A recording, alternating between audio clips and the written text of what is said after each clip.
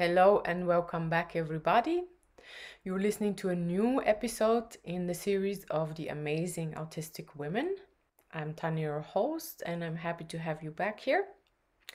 In this series, I interview women on the autism spectrum, showing their everyday life struggles, problems, and limitations. Autism is not something you can see, it's an invisible disability, but it's real and our limitations can be pretty hard to deal with sometimes. So, if you find interest in this series, in these interviews, if you like them and would like to help me make more of them, please support my project. There's a GoFundMe link below the video, and your help is very appreciated.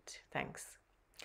Okay, now I'm excited to welcome Corina from Switzerland. Hi, Corina. Hi. Corina, you have several YouTube channels yourself, and you got diagnosed in 2020. Welcome to this interview. Thanks for having me. It's my pleasure. So, Corina, you had your diagnosis quite late in life, and how did it all happen? Yeah, that's a very long story. So, well, I struggled at school quite from the beginning, making friends, and already at kindergarten, I always went into the drawing corner, so I didn't have to interact with the other kids. And I was already shy. That was quite the issue. Yeah, and then at school, the teachers just remarked that I wasn't interacting with the other kids, and that I was quite isolated. And so teachers noticed. And when that push came, I felt, oh, I get into trouble. I'm in the center of attention, and I never like that. So I try to pretend, adapt, and well, somehow, yeah, it went okay, but I always struggled, and especially then later on in fifth grade. Um, it became just more difficult. Yeah, so it was always an issue. So I knew I was different right from the start. But I just doubted myself. Mhm. And I didn't know why others had no issues and I had an issue. So I always felt there's something wrong with me. So yeah, and my outlet were books, the library where I felt safe, and horses. So horses were my friends, and they pulled me through puberty basically. And yeah, so that's the friendship I could establish more with animals than with people. Yeah, so also during apprenticeship, it was very difficult. I learned in a pharmacy, but having to address people and ask what they needed, already that was difficult. And the whole environment, um, always having people present, and it just didn't suit me, but I didn't know why. But yeah, then I went on, worked in hospital, not as a nurse, but helping, doing all the stuff like washing elderly people and giving them food. And that was quite fulfilling. And also, um, the mentality of nurses suited me. They are really very accepting in general, I would say. So there I felt quite comfortable, but was still very shy. And that was always an issue, and that prevented me from even daring to try new things and interacting with people. Um, yeah, so many years later, after a failed relationship and some other issues that were traumatic, I ended up researching first about trauma. That was in 2018, when I had severe health issues. Really, it was very bad, and I struggled with that. And somebody recommended a somatic experiencing therapist to me, and I worked with her for quite some time. And yeah, so she helped me quite a lot, but through her, I learned about the nervous system based approach on trauma, which was very helpful. And then I did a lot of reading and research, so it became my special interest, and this still is. But then I made some cross references, and I realized, oh, there is a lot that I actually also have from the autism side. And then I looked into that, and then I watched some videos, podcasts, and then the book by Sarah Hendricks, Female Autism or something. And that was the thing that I realized, oh my gosh, this is 100% me. So yeah, I decided to go for diagnosis. That was age 46 in 2020. It took such a long time because I always try to adapt and find tools that worked for me and just to cope, and still feeling stressed by but not knowing why. But then it all made sense. It was because I was autistic. Yeah. And now you know yourself even better with the autism diagnosis. What would you say are the problems that you experience every day, the limitations that you think come from the autism? Yeah, there is quite a lot, and only through reading a lot about it and then realizing, oh, I have that too, I have that too, I have that too. Like so many things I wasn't even aware of. So sometimes you sense something and then you have no words for it, and then you find other people voicing it, and then you say, oh, okay, that's me. So this kind of mapping myself out, like realizing how much these things have impact on me. So I dress for comfort. Like this is very comfortable, very loose. That's one thing. I can't stand anything that is um really tight, no leggings, nothing like that, or elastic bands around the waist. That's really triggering. Yeah, and then what else? I'm heat sensitive. That's really a big issue in summer.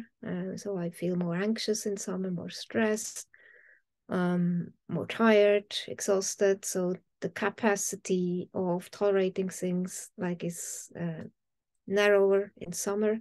In winter, I have more energy. There's a big difference, and many autistics experience that. Uh, yeah, and then the sense of smell is so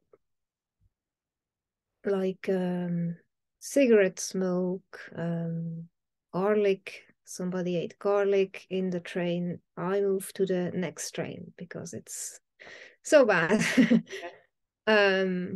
So many such smells, or eucalyptus, peppermint. It's really almost making me vomit.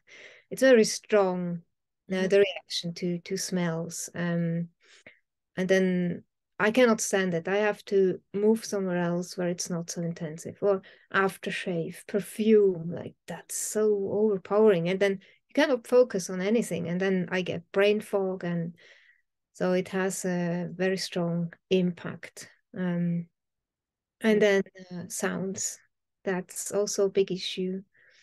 Industrial sounds, I mean, like high-pitched noises from cars, trains, or children that scream, or the constant chatter, or somebody on the phone. And I was also diagnosed with hyperacusis.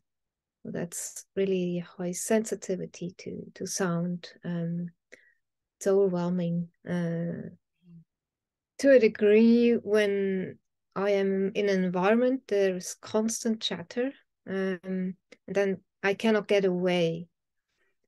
Then I can feel nauseous, brain fog, sudden exhaustion, feeling drained to the bone. So it's really quite extreme. And it's best I remove myself from the situation and go into a silent environment, or nature sounds, as you see in the forest. There I can really recharge, because it's those soft sounds that help to calm down and not feel stressed. Yeah, I can understand. Mm-hmm. Do you have more? Um, Relationships? oh, of course. Of course that, yeah.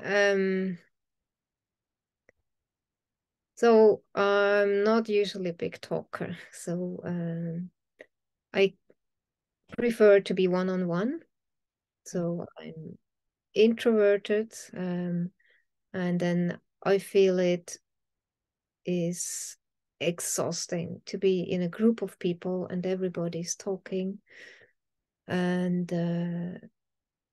it's just too much to cope with. So open plan office, absolutely not doable. It's too draining. Yeah, so one-on-one that works. And a group of three is also okay, but more than three is just a bit over the limit. And that's why I don't like group settings. Yeah. Yeah.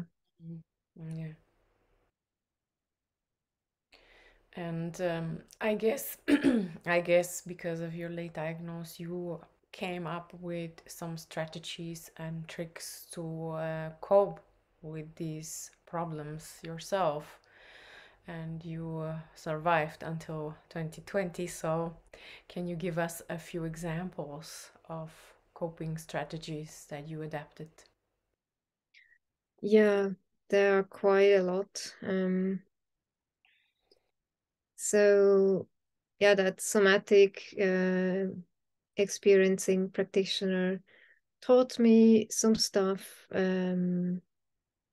One is the basic exercise. When you do that, and then your eyes go to the elbow and to the other elbow, like you start breathing slowly, and it regulates or activates the vagus nerve and the parasympathetic rest and digest state. So it calms you down. And then another really helpful thing is breathing, which is also activating the parasympathetic state. So if your in breath is shorter and your out breath is a bit longer, and then you really calm down. It gives Yeah. you the inner peace. Mhm. Yeah, and then in 2007, when I had a burnout from overwork, uh, work environment, like it challenged me so much. I came across a book by a Korean Zen master, Daehaeng Kunsunim, and her simple message is focus on the heart center and give uh, everything into that and let go, let go, let go. And that became kind of my practice. So whenever I worry about something, then I just focus on the heart and try to let go. For an autistic mind, this is sometimes a bit difficult because you ruminate and feel stressed, right? And but this is always my last option. Like it always works. Like focusing on the heart center and breathing in, breathing out. How does it work? Can you show us? Um, so you just focus on the heart with your mind or inner eye, and then you just breathe normally. And the out breath can be a bit longer. And you relax into this inner silence. And then it seems like something open up in you, and then you feel that inner peace.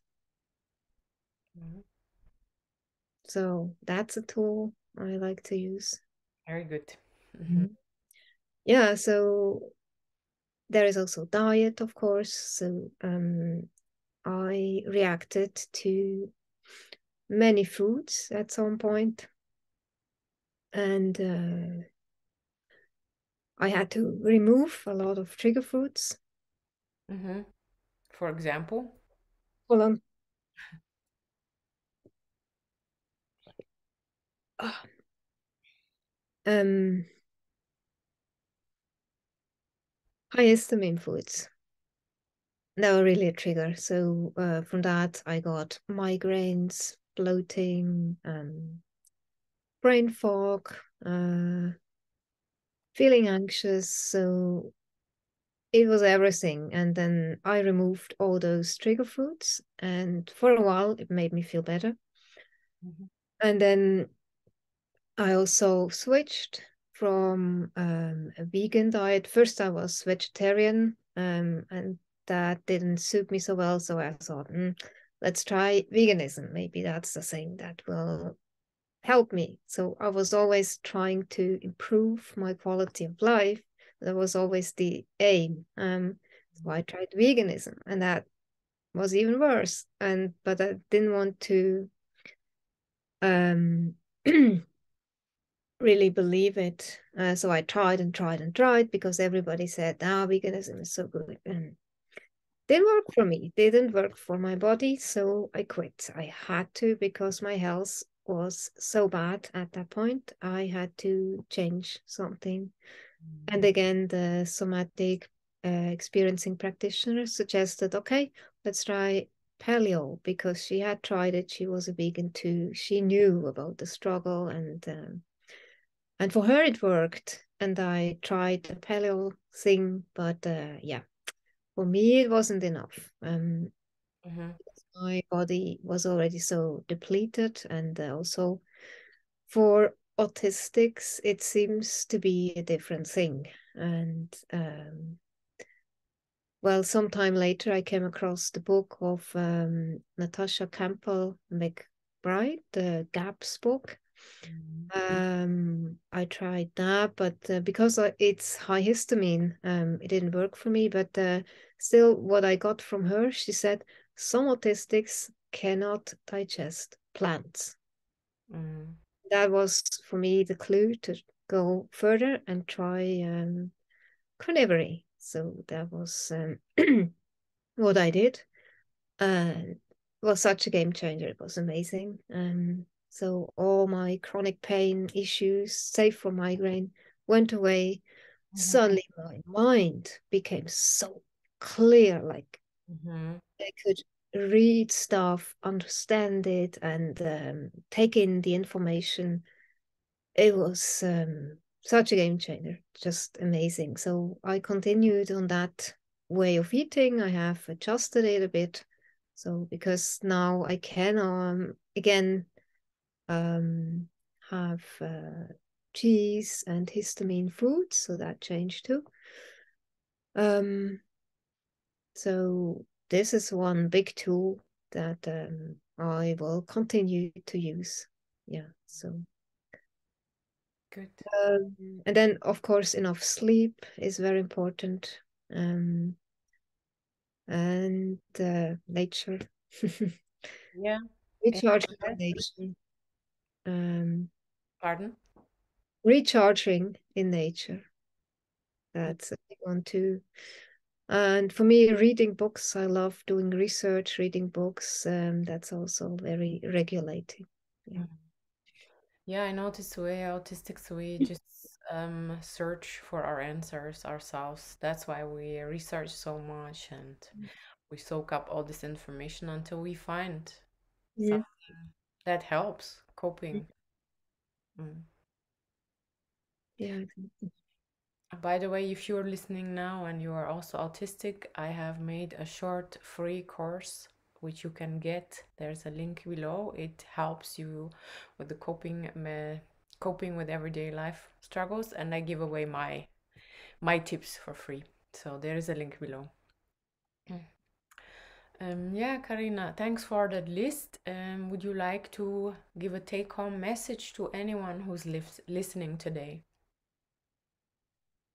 Yeah. So especially for autistic women, we tend to do the masking more than men. And then that's why we might get diagnosed late because we try everything to fit in, pretend to be normal. And